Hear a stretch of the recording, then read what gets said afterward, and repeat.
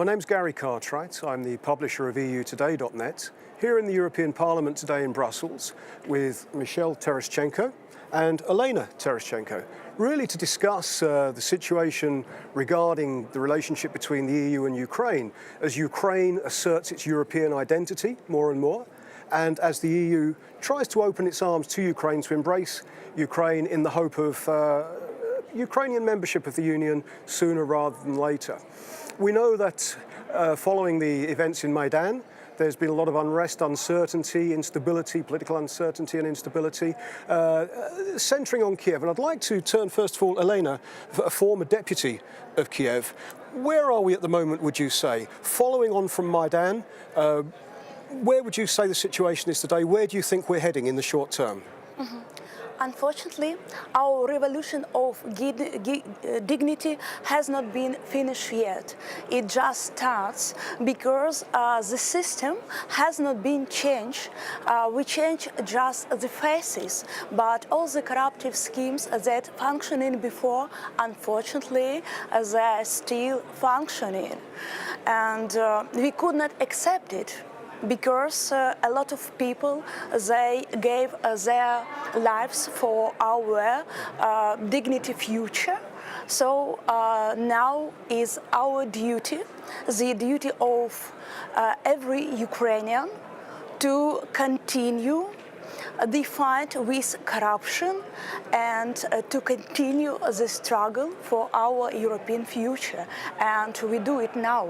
The situation, unfortunately, we do not have reforms, real reforms. Mostly it's imitation, but in some fields probably there is progress, but it's not enough to change the whole system, where the real decisions do not take in our official institution. They just taken in informal centers of decision makers and just put to the official institutions. So we should change this system, and we should start with the election laws, because the election law which we have now, it's awful, and it's not able to change the oligarch system which we have now. Because if you do not have a lot of money, you could not be elected, and you could not be independent in the structure of the political parties, because they are not real political parties. They are just political projects which are financed by certain oligarchs, and only 3% of population of Ukraine are members of this political project. So they do not really represent the interests of people. So we need such election law which gives the equal conditions to each citizen of Ukraine to be elected according to the constitution. So we should put away the financial resource and forbid the advertisement on TV, outdoor advertisement, just make equal budget for elections. It's the main thing we need. I think what you're really saying there is that there's a need for a more direct democracy, more active and meaningful citizen participation, because if you deprive citizens of the right to participate in the electoral process, this is where you end up with events like Maidan, where you end up with civil unrest, and this is bad for all concerned. Do you feel that at the moment there's the potential for yet another Maidan? Probably it could be, but we do not want another revolution. We just want, in peaceful way, to push our parliament to vote for the laws the population needs.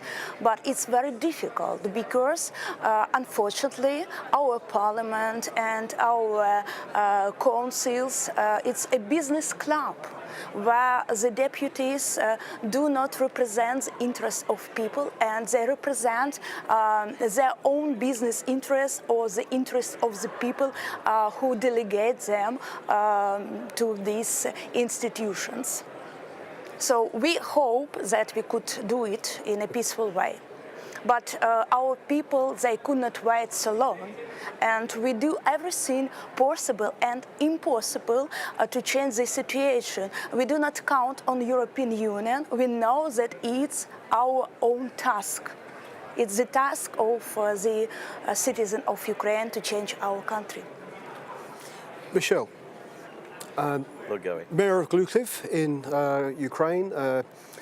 You've spent a lot of your life in France, so you have very much a good European perspective on this relationship between Ukraine and the EU, and I know that you're one of the politicians who's very, very anxious or very keen to further the ties between the EU and Ukraine. Now, Olena mentioned there corruption.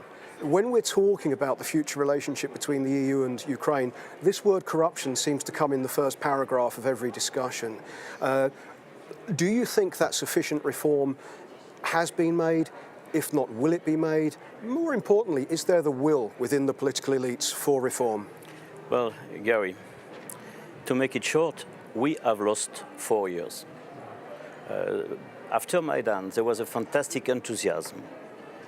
I accepted the Ukrainian citizenship and decided to enter the ballot in Glukhiv to help the president, to help the new elected people, to help the reformers to change the country, to build a new country, new civilized European country.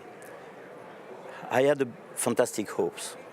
After 4 years, where are we?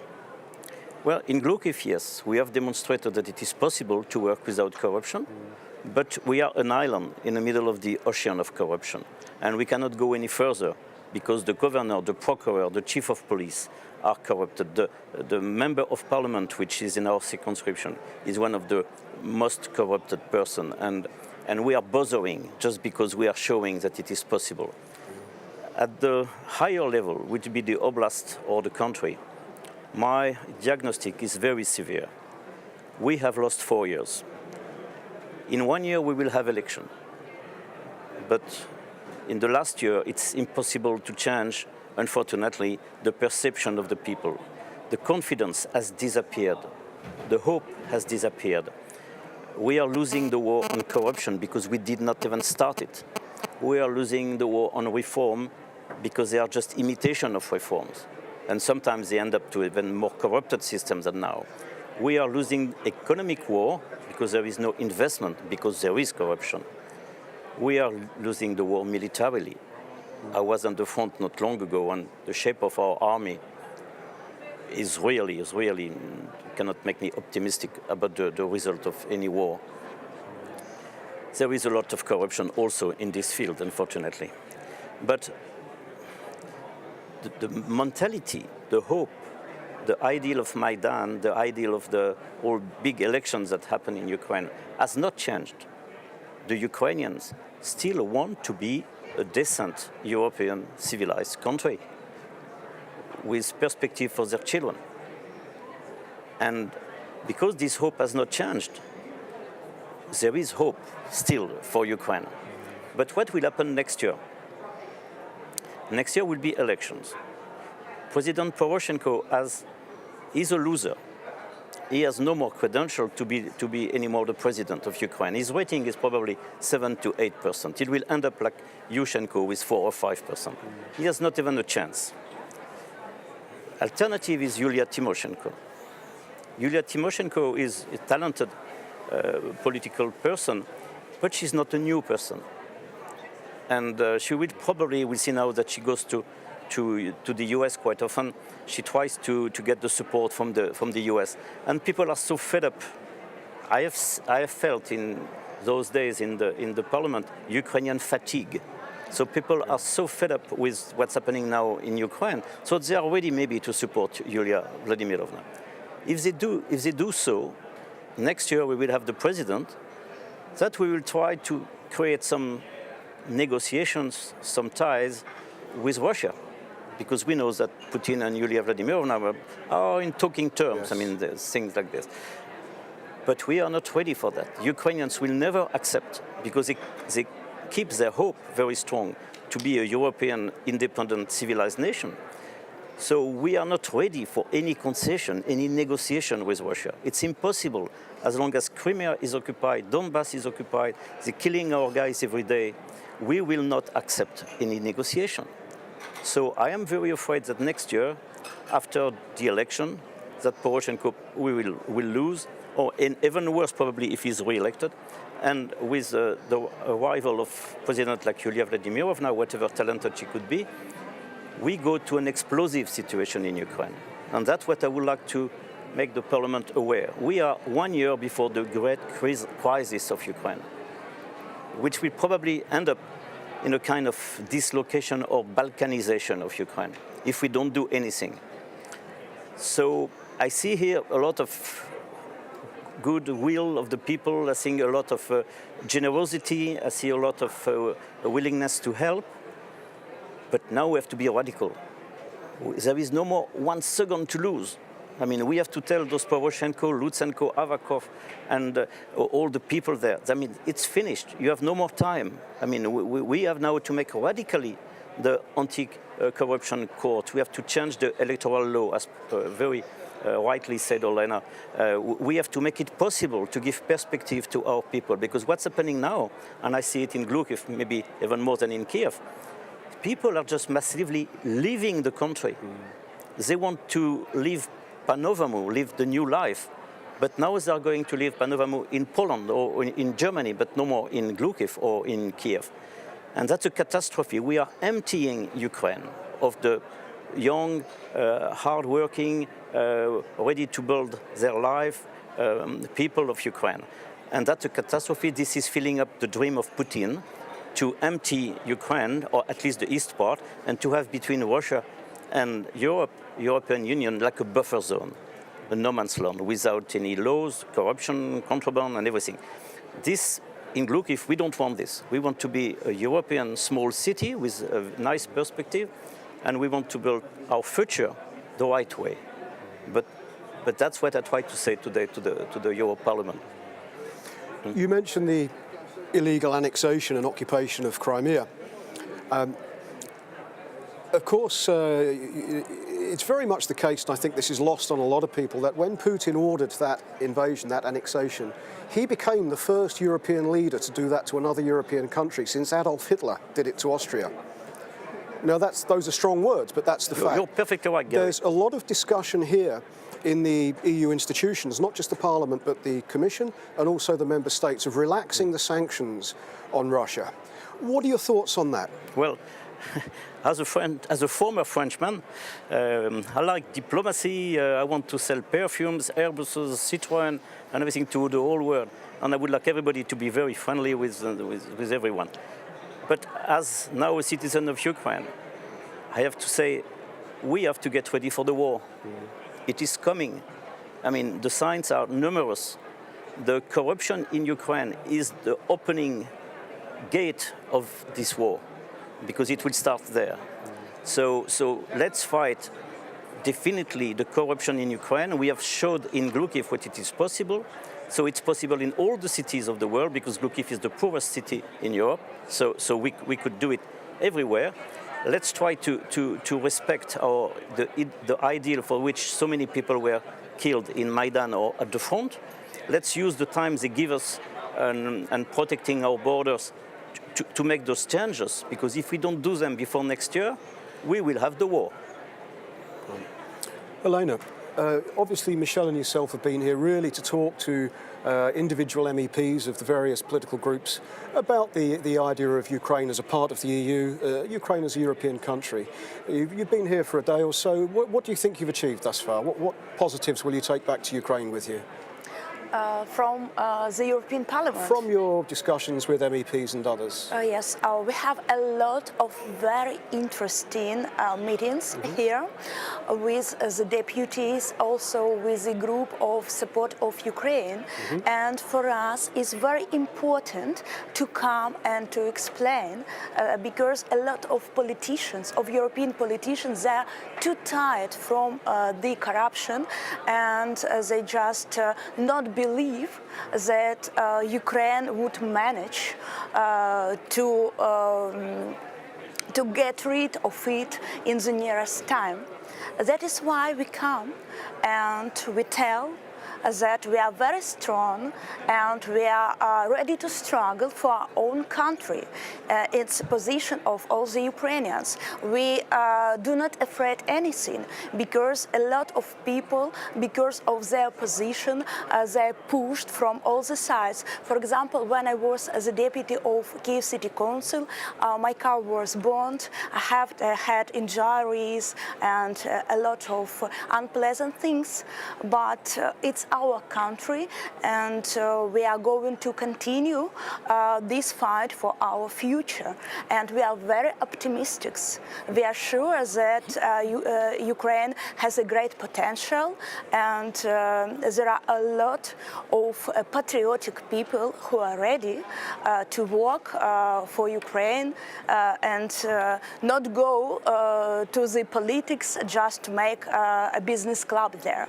So we hope that in nearest future we just get real politics like it should be, and we, as a result of our cooperation here, we have a lot of mutual plans for future mutual events and here in Kyiv. So I think with the support of European Union we could do even more. Michel, one final point. If there was one thing that you could ask of the European Union institutions now, one thing that Ukraine needs now that could possibly make a difference to help on the path to a more European Ukraine, what would that one thing be? Stay being firm with Russia. I can see here that there is also fatigue on the sanctions, fatigue on this conflict. But the conflict is on. You have to stay being firm. That's the only concrete help that could moderate the situation and stop Putin from invading Ukraine and probably a big part of Northern Europe. It is not the time to start discussion. It is not the time to forget about Crimea. It is not the time to forget about occupation of Donbass. It is the time for Ukraine to be obliged to make the war on corruption, because if not, we don't solve anything. And it is the time for Europe to show very strong determination against Putin and against Russia. I know it's difficult. I know my French colleagues and would like all the world to be beautiful and everybody to work together.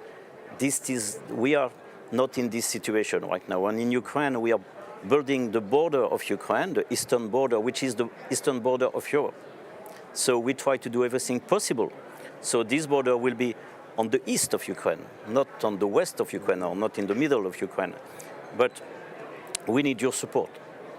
We need your support. And the support starts with being firm with Putin.